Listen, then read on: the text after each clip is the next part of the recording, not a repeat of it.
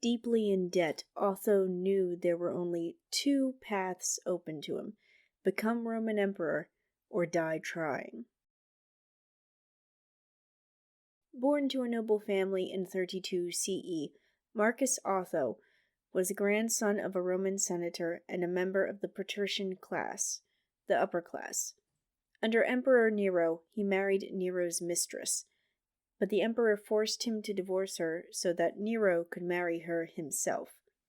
He was then exiled to the province of Lusitania in 58 CE, under the guise of a governorship. While Otho proved a capable governor, his rage at Nero over the divorce festered. When another Roman, Galba, started a rebellion in 68 CE, he joined in. Galba won the civil war and became emperor. In fact, he became the richest man to ever be Roman emperor. Nero committed suicide before anyone could capture and execute him. However, Galba was old and childless. Otho, and many others, believed he would be named heir. This was not the case. Galba named another man, Piso, his heir.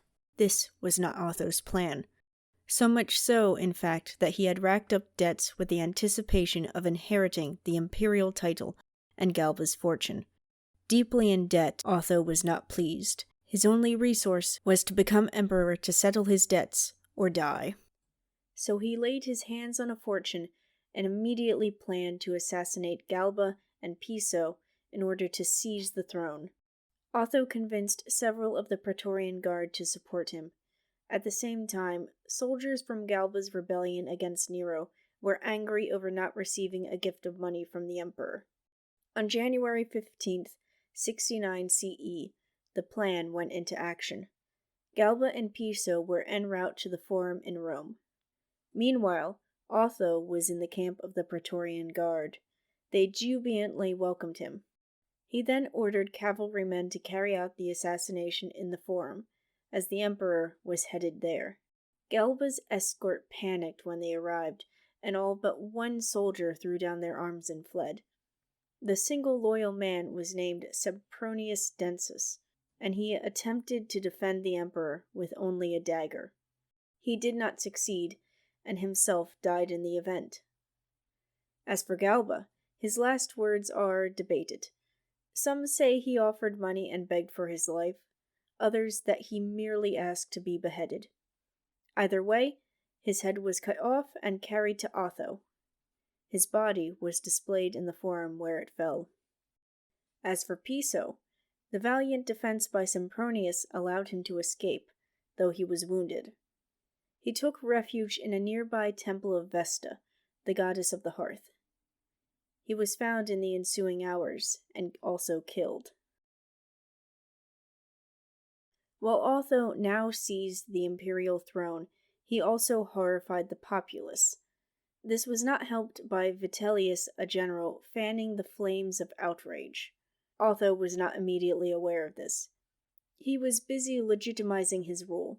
Within hours of murdering Galba and Piso, he called a meeting of the Senate to secure their acceptance and to legitimize his rule from the top down.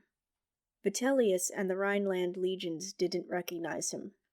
Instead, they proclaimed Vitellius emperor and continued the revolt that began at the end of Galba's reign. There was now a new civil war between Otho and Vitellius. Initially, Otho did not take it seriously. He perceived Vitellius as a glutton and slow, so his own response was slow. Eventually, he realized his mistake and called on the other generals and governors of the empire. Most obeyed. He was recognized in Egypt, Judea, Syria, Africa, Dalmatia, and a host of other provinces. Unfortunately, his opponent was already marching on Rome. On March 14th, Otho started northwards at the head of his troops in the hopes of preventing the entry of Vitellius's troops into Italy. He was too late. Their forces met at Placentia. The advanced guard successfully fended off the revolting troops. The new emperor was winning. However, Otho was impatient. He overruled opposing advice and ordered an immediate advance. Otho himself remained behind with a reserve force that then moved to Bedrecum, a small village in the path of the legions arriving from Dalmatia to support them.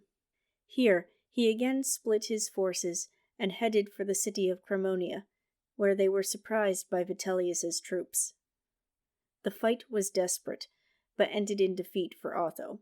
The emperor himself committed suicide at dawn on April 16th when he heard the outcome of the battle. He died before hearing that his surviving troops had also surrendered after the battle. Vitellius ascended to the throne after him. Thank you for watching. Leave a comment, a like, subscribe if you want, or check out the tip jar. There's always more history.